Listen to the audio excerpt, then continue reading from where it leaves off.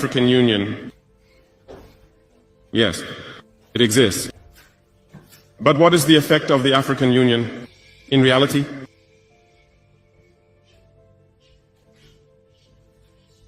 We cannot talk about integration in the theme and not talk about the African Union. Because it is this organization that should unite us, create real integration. But we regret to see these wars that persist on the African continent. The African Union is useless. Those were the words of Burkina Faso's President Ibrahim Traoré. The footage has gone viral. The continent is in shock. What pushed one of Africa's boldest leaders to this breaking point? Let's find out.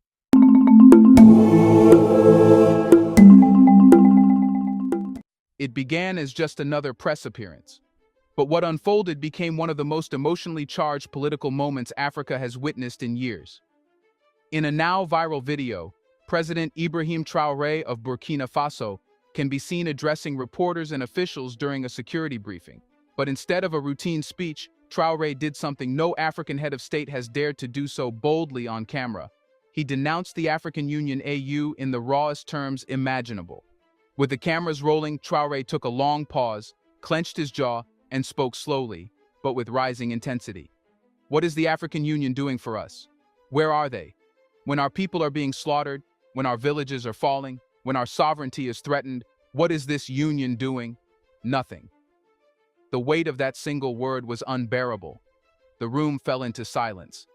Some advisors looked down, others froze in place. But Traoré wasn't done. He continued, now leaning forward, his tone turning deeply personal. We are alone.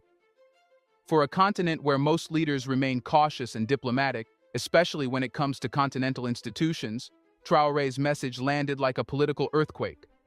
Yet what makes this outburst different from any ordinary political disagreement is not just the boldness, it's the timing.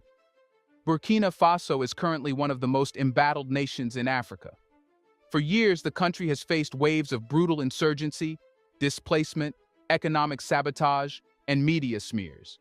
Since Traoré took power in 2022 through a military transition, his administration has rapidly removed French troops, launched massive reforms, and attempted to rebuild national security with limited resources.